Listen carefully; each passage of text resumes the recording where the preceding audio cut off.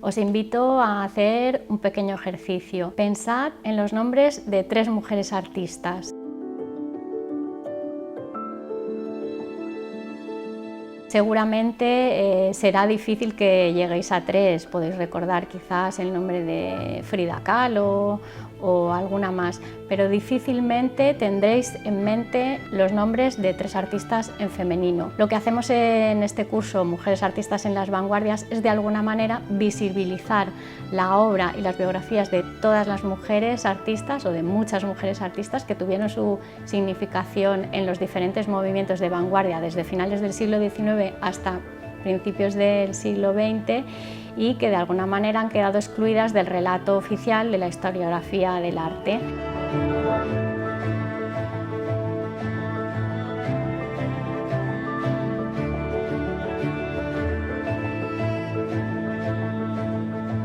A través de sus biografías y a través de sus obras analizamos cuál fue su papel en este curso y lo hacemos de manera cronológica, pasando por encima de todos los movimientos, primeras vanguardias y vanguardias históricas que se dieron hasta mitad del siglo XX, hasta aproximadamente 1945.